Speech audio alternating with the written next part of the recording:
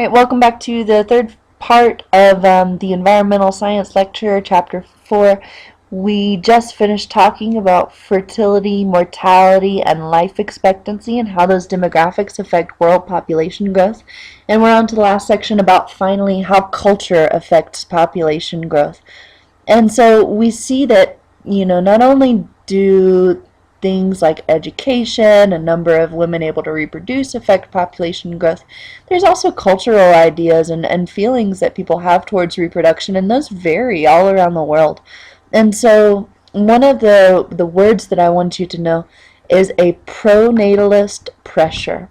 And so there are actually pronatalist cultures as well, which I'm not going to jump into. I just want you to know what a pronatalist pressure is. And so that prefix pro means for or in support of. And then the suffix natal or natalist has to do with developing fetuses and children and childbirth. And so this is for childbirth pressures. And these are anything that can increase the desire for people to have children. And so what I want you to do is go ahead and just pause the video and come up with a list of, let's say, 5 things of why people should have kids, or why people want to have kids, or why having kids is a good thing. And if you'll just pause the video, make your list, and come on back, I'll tell you what we came up with in class. And so in class, I had everybody come up with 5 reasons. The first and foremost reason that most people came up with was manual labor.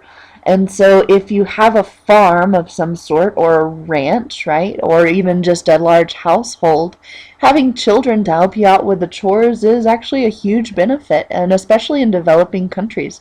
Having people to share the load of responsibility in the village or in the household is a big deal. Other things that were mentioned in class are things like love or an experience of having children.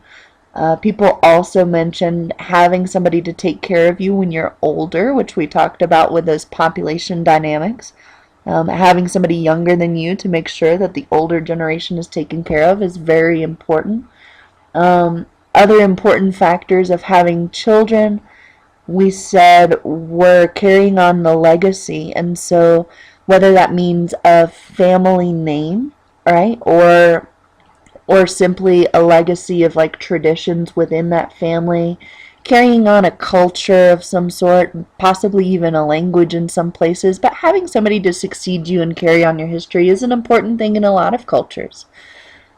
And then lastly, in some cultures, having a lot of children is a sign of virility or like manliness in men. And so it's kind of like a staple of pride for men to have large families, because that shows how manly and tough they are in a lot of cultures, even though it is the women who actually carry the children and do the childbirthing. And so what I want you to do now is go ahead and pause the video, and I want you to come up with 3 reasons why having kids is not such a great thing. So go ahead and pause the video and make your list of 3, and come on back, I'll tell you what we came up with. And so in class we came up with reasons not to have a kid, right? And that included that kids are very expensive to have, right? You have to feed them, clothe them, send them to school. In an affluent society, kids cost a lot of money. Kids also cost a lot of time and effort to raise a child and raise a child correctly. Those first few years of a child's life are very labor intensive for the parents. Somebody brought up that kids poop their pants and you have to clean that, and that's a pain. Nobody really likes dealing with poop, and so maybe that would be a detractor to having kids. And then lastly, the final reason that we came up with is that kids are really annoying. And so some people in class have little nieces and nephews, maybe even kids of their own, and they mention, how when babies are young, you don't get any sleep, and they cry all the time. And then you have to teach them to share, and so these are reasons for not having kids. And so within a culture, we see a mixture of these values, and across culture, there's some really interesting things. Oh, and I'm sorry, the last pronatalist pressure, the 4 kids pressure, that we came up with was religion. And so some religions feel that it is your obligation, if you're physically capable, that it's your obligation to have children, or if God is going to bestow a blessing on you of children, then it's your responsibility to accept that. And so that's another example of a pro-natalist pressure that people feel. And again, these values vary all across the world. As far as culture goes, again, this recurring theme of education. Education and income also affect the desire to have children. What we see generally is that education and income, as the levels of each increase, the fertility rates decrease. And not because they make women incapable of having children, but because women, as they increase their education and their potential for income, often choose not to bear children. And the reason for that is education and jobs are very labor intensive, as are kids, and so women don't have as much time in those situations to raise kids properly. Generally, education is an opportunity. Education and opportunity for women decrease their fertility rates. There is one exception to this, which is that when education and opportunity initially open up to women in a country, so like women in the Middle East now are just now gaining educational rights and opportunity and job rights, what we see in that initial time frame is that there's actually an increase in birth rates in those countries. And that's because women in those situations feel like they've been given a chance and an opportunity to have as many kids as they want, and so those birth rates temporarily increase. However, as that introduction of educational opportunity and affluence kind of turns to history in that situation, what we see is that overall birth rates go down long term. The last thing that I want to talk about that has to do with culture is contraception. Contraception is just any method for controlling fertility. And so that's either positive or negative control. We usually think of it as a negative control on fertility. So women and men limiting the birth rate if they do not want to have kids. The interesting thing is that contraception is not a new topic. There are ancient forms of contraception, and what we see is that in ancient times, people knew that their population couldn't grow beyond a certain limit, and so they took certain measures to make sure that the population didn't go beyond that limit. A few examples of ancient contraception methods would be extended breastfeeding as the first one. And so women would actually extend the breastfeeding of their children to about 3 years of age. And with the nutrition of those times, if a woman was breastfeeding, then she was not ovulating. And if she is not ovulating, then she cannot get pregnant. And so women would intentionally extend their breastfeeding period so that they wouldn't have more kids than they could handle.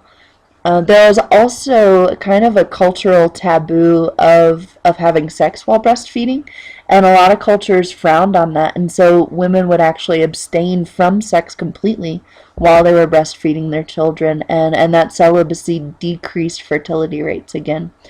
There are more folk medicines than I can mention. And so these are kind of like herbal remedies or ceremonies or things like that women would do to decrease their fertility rates. And there were actually plenty of effective folk medicine contraceptives that actually did work. The more taboo contraceptives of the ancient times include abortion and infanticide. And so abortion in the ancient times could consist of women taking toxins, right? Just like today, when a pregnant woman exposes herself to drugs or alcohol that has a negative effect on the baby and can sometimes cause a miscarriage. In the ancient times, if a woman had an unwanted pregnancy, she could take toxic materials that wouldn't kill her, but that would kill the unwanted child. There is also infanticide, and infanticide is the intentional either killing or abandoning of an infant, and of course if you abandon an infant it isn't going to survive. Plenty of cultures did support infanticide. It wasn't really talked about, but it was a means of population control. In modern times, we've got a lot more options for contraceptives. We've obviously got the same celibacy that works still. There's also ways to monitor ovulation, so women can be celibate while they're ovulating so that they don't conceive in the first place. There are surgical methods for both men and women to make them unable to have kids. The more common of the modern contraceptives would be the mechanical barriers and the hormone mimics. So a mechanical barrier is anything that physically stops conception. And so an example of a mechanical barrier would be a condom, a spermicide, or a diaphragm. Also very, very common in use today are hormone mimics. And so these are things, in America, we've only got them for women. They are working on developing them for men, but we'll talk in terms of women. These are things like birth control pills or birth control shots, and these are things that regulate ovulation or stop ovulation completely in women. There is also still the modern day abortions, which are much different than the ancient abortions, but can still act as a means of birth control and a fertility control. And so at the end of this discussion, we need to consider where we are headed. And so we've got world population, right, up through 2010. We know that pretty well. If we continue to grow at the same rate, by 2050, we're looking at having close to 13 billion people in the world. There are some mathematicians that think we are going to be growing at a constant rate, and so they feel like that is an option. We could grow at a slower rate, right, but still growing. We could grow at a medium rate, or we could actually decrease our growth rate in the world.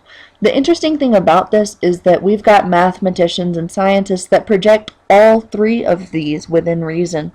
And so the real answer at the end of the day is we don't really know where world population is headed. We know what we can do about it, and we know the consequences of it, but we don't have a real firm grasp on where it is headed.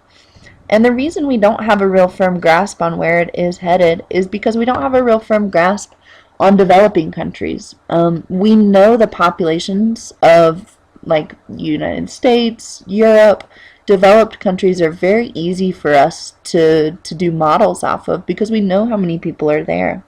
But in third world countries where people live in small villages, remote areas, we don't have a really good grasp on, first and foremost, how many people are there, but then secondly, how quickly their population is growing or shrinking or remaining the same. We don't really have any idea. And because most of the world population is in developed countries, right? We have some idea, but there's that unknown that leads to these 4 different projections on world populations that can be a little bit difficult to deal with. But we do know, right? We do know the impacts that population growth has, and we know how to stop population growth. And so the last part of tonight, sorry about that, is you've got homework, and listen carefully because I'm not writing it down. On page 77 in your textbook, there's a scenario about birth control efforts in Thailand. I need you to read that, and you're going to answer 4 questions for me. Those are due next Wednesday, and you can either turn them in handwritten next Wednesday or on D2L. Those questions are, what are they doing there as birth control and population control? Why are they doing it? Is it effective? And what's your opinion about what they're doing there? Do you think it's a good thing? Do you think it's a bad thing? Do you not care? And so again, page 77, read that. What are they doing? Why are they doing it? Is it working? And what's your opinion on that? And that'll be due next Wednesday. All right? Good luck in your games, guys.